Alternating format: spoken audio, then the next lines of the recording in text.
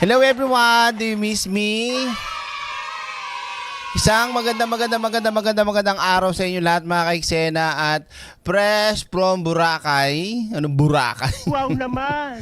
Fresh from Boracay mga kaiksena, kadarating lang, rumatrat na kagad tayo sa ating upuan para ipagbigay alam sa inyo mga kaiksena na nakabalik na ako.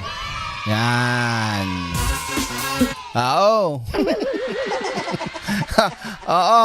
At syempre mga kaiksena, tuloy-tuloy na yung magiging live stream natin. Makakapag-live na tayo dahil tapos nang i-celebrate yung birthday ng aking anak na si Beng Beng. Kaya naman eto at magbabalik na tayo at kakabog na ulit tayo mga kaiksena. Nako, nakakaloka. Namiss niyo ba ako? Oh, what's up mga kawan? Wow naman!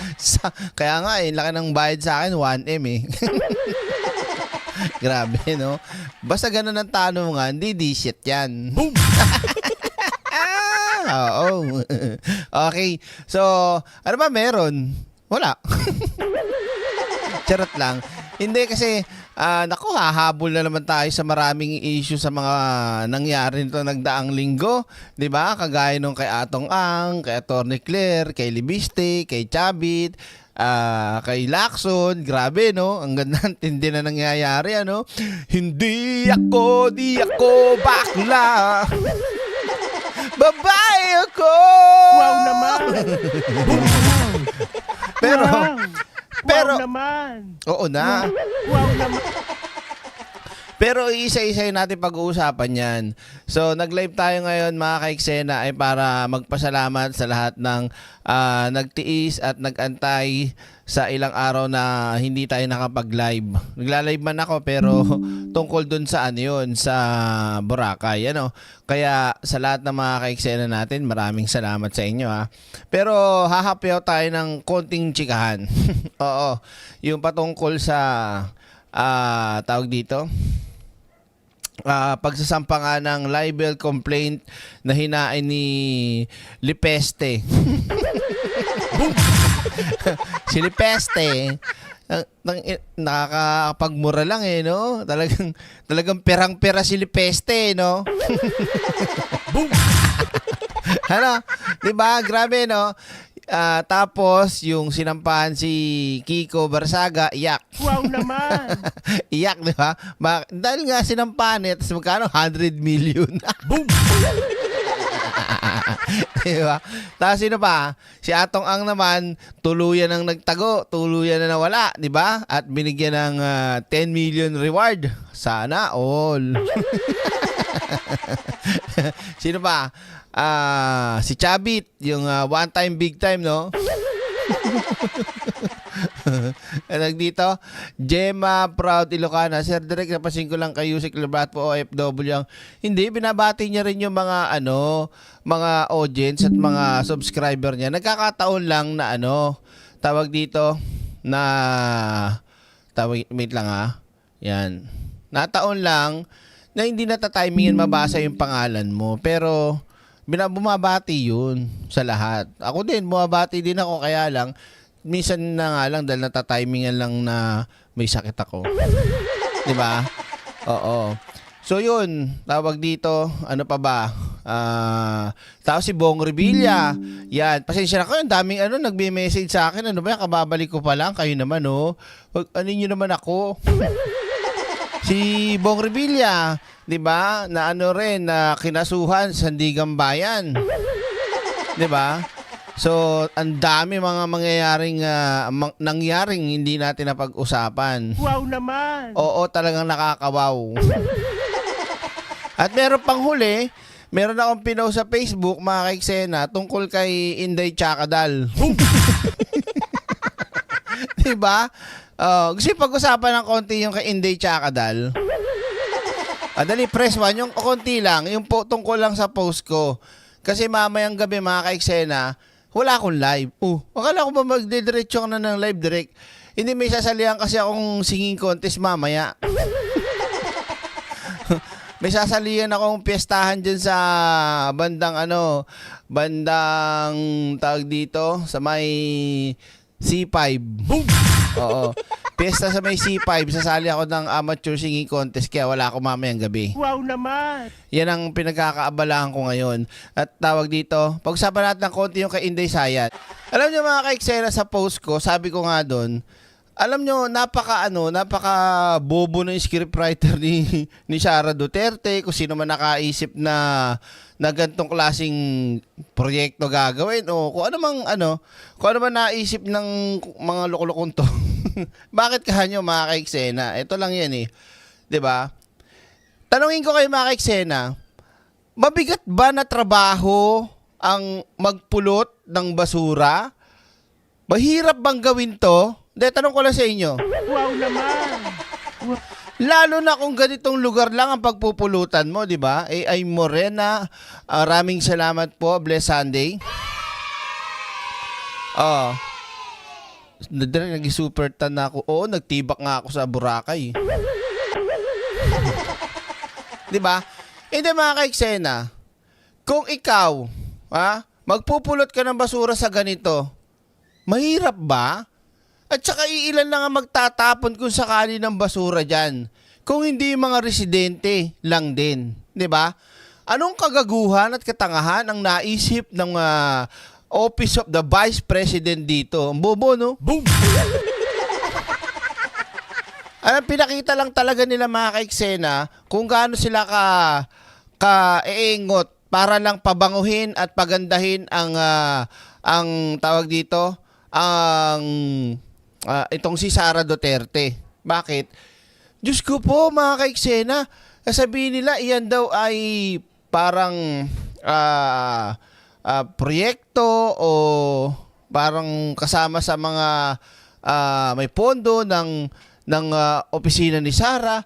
Barangay lang kayang gawin yan eh.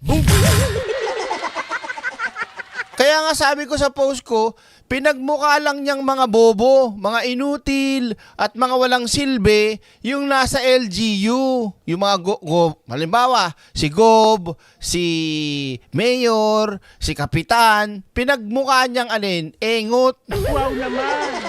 Wow. Diba? Wow. Kitang-kita dito mga kaiksena na gusto niyang magpalapad ng papel, gusto niyang magmukhang bidabidahan kahit hindi naman bagay. Wow naman. Magpupulot ka ng basura dito, subukan magpulot sa tondo. Diba? Hahanga pa ako sa'yo. Magpulot ka, doon talaga sa napakaraming basura talagang kalat-kalat. Dito, para ka lang dito naglalaro eh. Diba? Anong kinahirap niyan? Tapos ang dami mo rin kasama dyan. Baka mamaya, Ma'am BP, may plastic dito ng basura. Kunin niyo po, for picture. Wow naman. Tingnan nyo. Wow! Ang dami naman napulot!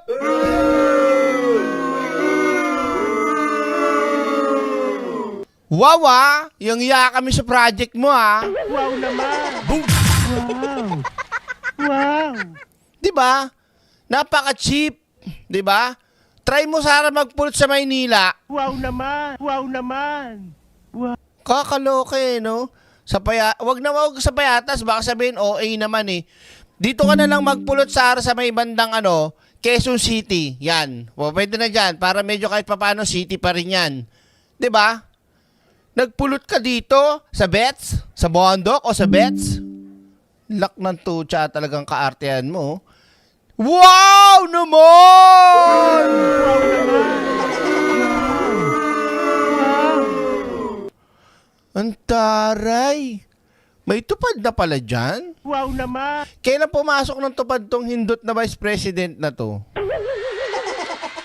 Siyempre, nagpunta dyan, pamasahe, tapos siyempre nagpunta dyan, nag-stay sa hotel, o kaya siyempre nagpunta dyan, pagkain. Wow naman.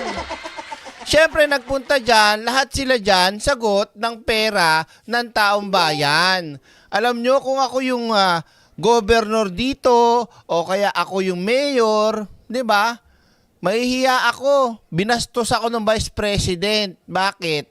Kasi nga, gumawa ng ganyan dyan. So, ipinamumukha niya doon sa mga taga-barangay, kung sa man lugar yung hindot na yan, Wala kayong silbi, mga inutil. Di ba? Grabe naman itong Vice President. Ito, pati tupad, pinasok. Di ba? 5 million, nakaresibo kay Pedro, basura man. Di ba? Haha, parang si Erap, naglaglag ng basura sa dagat para kunwari may pupulutin siya, pa-photo ops. Ito lang naman, ano ko lang, baka mamaya outing pala yan, ano? Tapos sinabi, nag-outing sila, oh. Ayan, staycation, ano? Tapos bigla naisip, ay ma'am, may mga basura rito. Paano kaya magpicture tayo? Gawin natin tong project mo, clean drive operation mo. Dali ma'am, mali ya. Tapos pagkatapos magdampo to, nagtatagay na pala, no? Wow naman! Hindi ko sinabi totoo. Ano lang yun? Kumbaga, imagination. Sabi nga ni Robin Padilla, that's my wild imagination. Boom! Diba? Oo nga, oo. Dapat uniform siya ng oo nga, kaya lang meron ako nakita naka-uniform ng tupad inedit. Yun, ito lang, napakasimple lang mga ka-eksena. Makikita mo talaga na gusto talaga nito ni Sara Duterteng manloko ng tao na napakagaling niya, na ang bait niya, na ang sipag niya. Ano kinasipag mo diyan? Sus Mariosep naman buhay ito. Oh, 'di ba? Ano pinulot mo diyan? Sus Mariosep. Ay nako, kayo ano masasabi niyo mga ka-eksena? Hindi ko kasi alam kung ano yung mga comment niyo sa post ko eh. Hindi ko pa nakikita eh. Galawang pambarangay, correct, 'di ba? Correct. Pambarangay lang talaga. Sus ko, clean up drive ng Office of the Vice President, ganyan. My God. Punta kayo sa Baseco, tama 'di ba? Try nyo mag-clean up drive sa Baseco. Oh, Sara, I challenge you. Dali. Boom! Sa Baseco, okay sa Mandaluyong. Pabango at photo ops ni Sara. Paepal lang. Oo, talaga. Ano pa nga ba? Sus ko. Kami nga araw-araw namin ginagawa sa school yan eh. Ba't hindi kayo napipicture, no?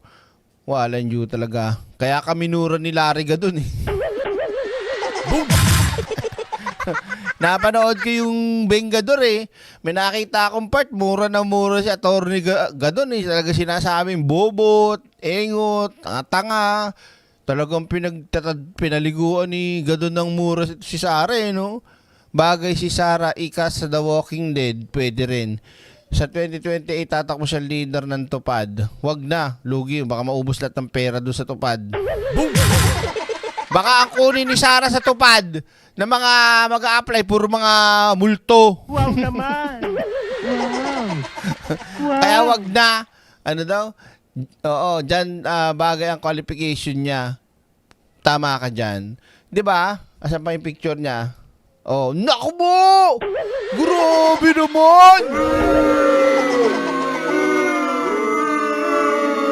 Tapos sasabihin ngayon ng mga didilis, we love you, Sara Duterte. Napakasipag niya. Grabe. Ang tapang at ang galing talaga may puso. Ina nyo. Nagpulot sa may beach. Wow. My God. Napakadaling pagawa niyan eh. Kung ako mayor din, utusan ko lang yung mga barangay dyan eh. Oh, bibigyan ko kayo ng pondo ha, para magkaroon na ano. Pwede dalhin mo yung tupad dyan eh. Tapos gagawin ng Office of the Vice President para saan? Siyempre, pabida. Siyempre, para magmukhang maka-nature. Nak ng tutsa, oh. Ano to? Yan ang epekto ng pinalaking brat. Brat talaga yan. Oh, sabi nga ni Digong, yan si Inday, maldita yan. Yan. Hindi ko man talaga mag-away kami niya pag hindi magsuntok yan ng sheriff ba? Pagkasabi ko kay Inday, wag ka hindi man talaga magsuntok yan ng sheriff. Maldita talaga si Inday kasi pag hindi mo mabigay yung gusto niyan, sigurado, hindi ka pansinin yan, hindi ka kausapin yan. O, kausapin ka ni Inday, pagkabigay mo yan ng mga bagong bahay, sasakyan, pira. Charot lang. Wow naman! Diba? Diyos ko, ang hirap-hirap. Pag tinitignan ko dito yung vice president nila, ako yung nahihirapan eh. Oo, sa totoo lang. Grabe, hindi ko kayang gawin yan. Sobrang hirap niyan, promise. Oo, ay nako. Kahit may split disc ako, hindi ko magagawa yan. Oo, promise. Baka mamaya, sa ibang picture, o halimbawa yan yung picture, ano, pero pagtapos ng picture na yan, may nakalatag na mahabang budol fight. Tapos sa sarap ng ulam. Tapos diretso, gusto kong mag-swimming. Sa malong malalim. Boom! Di naman pwede. Wala kasi ang busy. Wow naman! Di ba? Oh. Ay, iba pala to, sorry. Kay Pangulong post ko kasi to eh. Yan. Bigyan natin. Grabe lang yan. 1, 2, 3, 4, 5, 6, 7, 8, 9, 10, 11, 12. Gawin natin 13. Sabihin na natin 15. 15 para may dagdag tayo sa kanila. Kawawa naman eh. Oh, grabe. Proud na proud pa talaga si Sarah sa napulot niya, no? Tindi, no? Oh. Ina nyo. Etong lalaking kalbo na malahaba balbas, ay hindi kita sa video, ay sa ano, hindi pala kita, sorry. Yan. Yan, ito. Etong kalbo na, yan, security niya yan eh. Ito to. Itong kalbo na to, security niya yan. Siyempre, mga security na pa yung iba niya, di ba? Kakaloko. Tapos ito yung alpotera. Naku, magagalit na naman si Malrican yan. Sabi naman, alpot. Di ba? Sabi sa mga comment to, pambarangay chairman lang talaga si Sarah. Ito pa, sabi sa comment, ano yan, dole ng tupad? Sa tupad lang pala babagsak. Plastic, katulad ng dinampot niya ang plastic. Grabe, magagalit yung ano, no? Sus ko, Sarah. Grabe, mga panlilin lang yung ginagawa ni Sarah sa mga didilis, ano? Yung mga didilis naman, talagang ano pa. To. Sasabihin ng mga didilis, napaka down to earth talaga ng BP namin. Napaka-simple. Boom! Simpleng mangbudol. Niloloko kayo. Oh my gulay. Okay? So mga kaiksena, siyempre kung meron tayong content na kapiraso kay Sara Duterte, mga kaiksena, ipapasok ko na din to. Ano yan, Direk? Ito. Wait lang Diyos me, yung marimar naman talaga, oh. Gigigil ako. Ito. Yan. Wait lang pakita lang ako. Formally. Yan. Ito. Diyos ko. Si Pangulong Bongbong Marcos lang to, mga kaiksena. Bago natin lampasan yung ganap ni Sarah na paewan. O yan. Ano oras na ba? Uy! Alas 5 na pala, At ang oras ba yung singing contest? Dapat nando ka na ng 6:30. Ito. Kung merong kapalpakan at walang kwentang ginawa si Sarah, dito naman tayo. Siyempre, si Pangulong Bongbong Marcos lang yan, kaya -3 yan eh. Known as the Field Trade Center, this space was conceived and inaugurated in 1979 under your stewardship, the First Lady Imelda Romualdez Marcos. It was founded on the simple belief that Filipino design and craftsmanship deserve a place on the world stage. Tingnan yung tsura, mga kaiksena, Samantalang, di ba, si matandang fentanyl, yung tatay nilang karton, wala man lang inirestore na talagang historically, di ba? Walang pakialam yun. Ang pakialam nun, magkapera lang eh. Sa paglipas ng panahon, unti-unting nagbago ang gamit ng lugar at napuno ng iba't ibang mga establishmento. Ngayon, pinuksan ito upang maging lahanan ng sining, husay at produkto ng mga Pilipino upang maipagmalaki ang tunay na likhang Pilipino. May ganyan ba si Digong? Wala!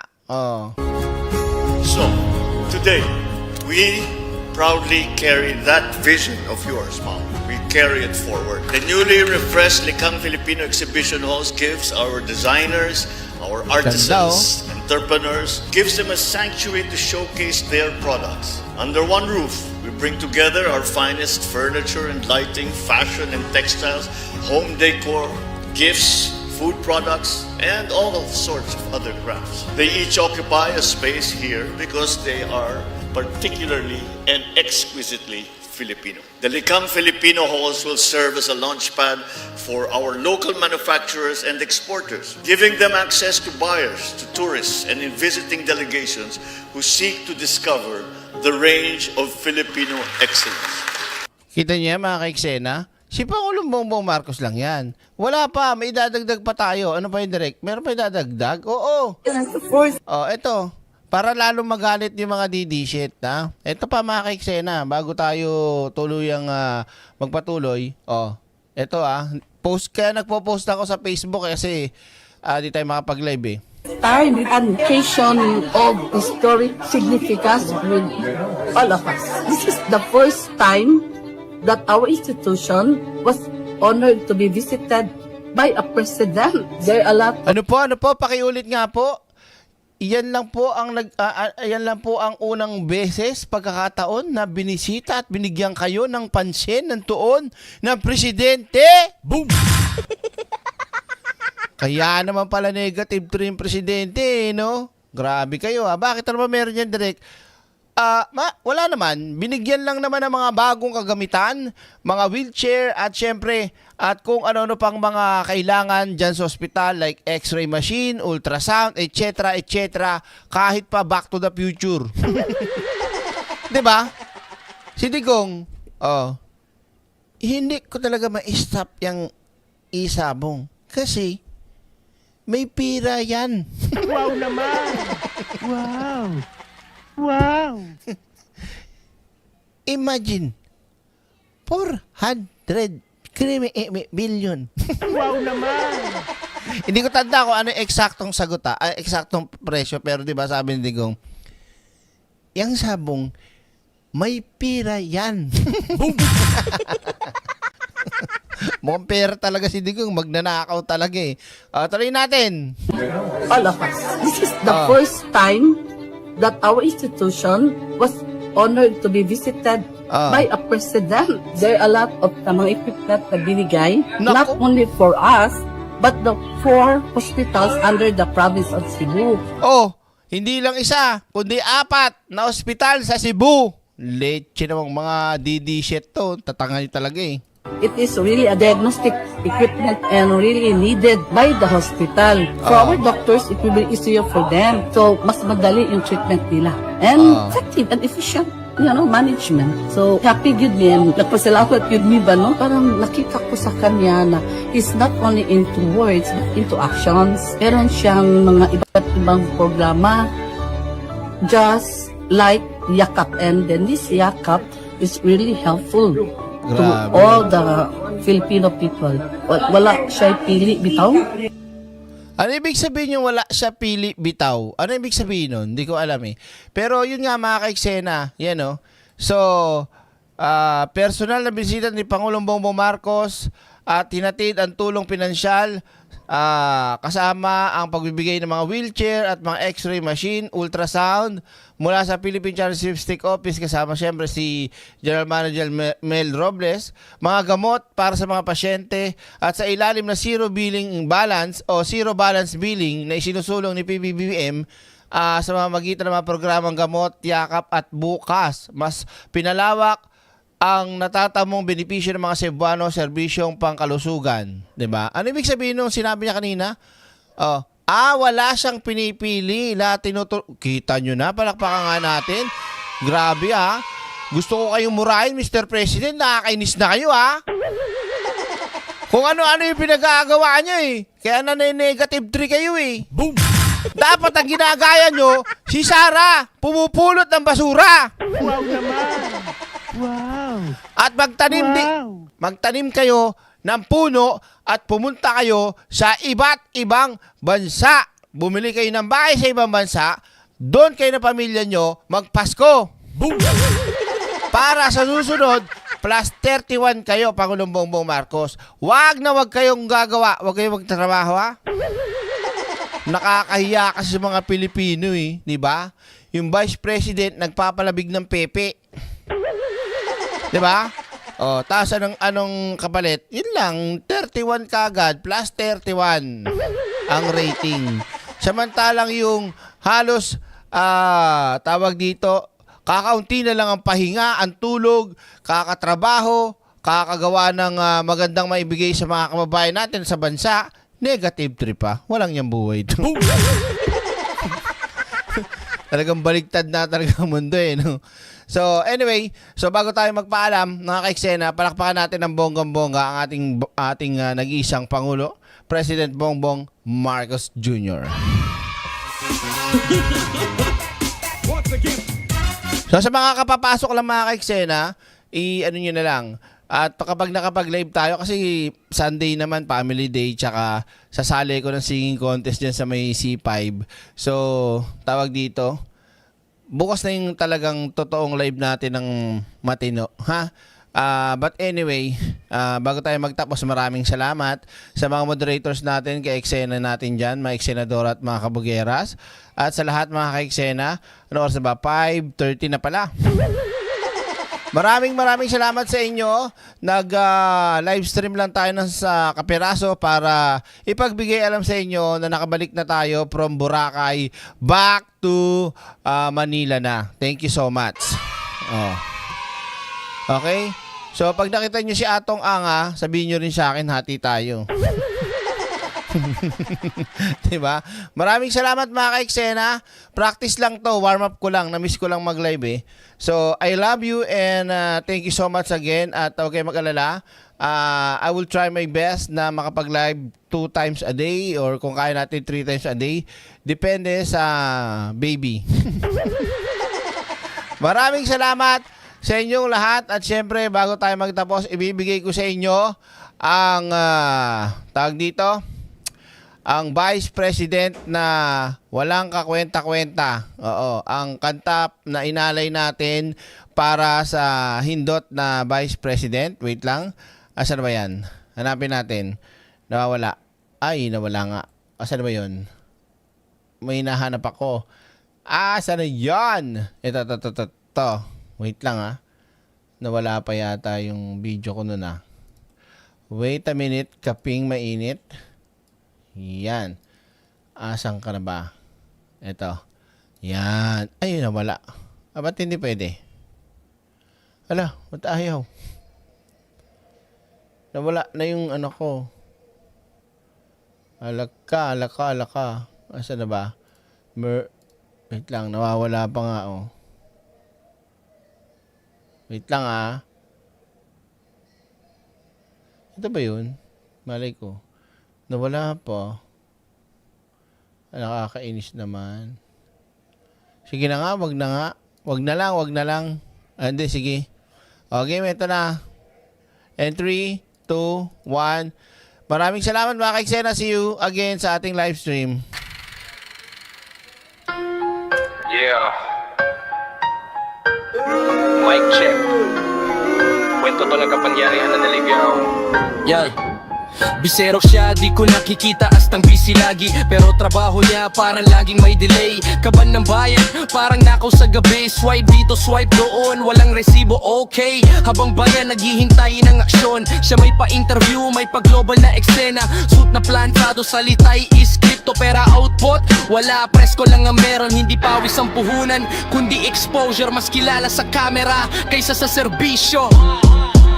Busy sa biyahe, hindi sa opisina. Trabaho na pag-iwanan sa pila ng visa. Habang oras ng bayan, unti-unting nauubos. Eh, naglilibot ibang bansa na naman ang focus. Deadline lumilipad, parang eroplano. Attendance niya, laging out of the country status. Mangiting malamig, kalkulado ang galaw. Parang chess, pero ang tinatamaan taong bayan. Empathy siya zero, pero fear mataas. Umiiyak ang masa, sagot niya sound right lang. Kung konsensya ay timbang, kulang sa kilo. Kapangyarihan sa kamay ng taong walang hilo. Sa tama at mali, pareho lang ang tunog. Basta spotlight andyan, tuloy ang ikot. Hindi lahat ng nakikita ay may puso. Hindi lahat ng babae leader, minsan uso. bise sa biyahe. Hindi sa opisina, mas madalas sa abroad kaysa sa problema. Sa krisis ng bayan, tahimik ang linya, pero sa international mic siya ang bida. Hindi sa opisina, mas madalas sa abroad kaysa sa problema. Sa krisis ng bayan, tahimik ang linya, pero sa international mic siya ang bida. Hindi to tungkol sa pangalan o mukha, kwento to ng upo ang ginawang entablado. Kapangyarihang walang konsensya, trabahong pinalitan ng eksena. Bise sa biyahe, tandaan ang leksyon. Ang posisyon, hindi passport sa ambisyon. Kung servisyo'y tinamad at bayan ng lugi, sa huli ang masa ang magja-judge na parang jury. Yeah, ang leader, hindi gala ng gala, magtrabaho ka.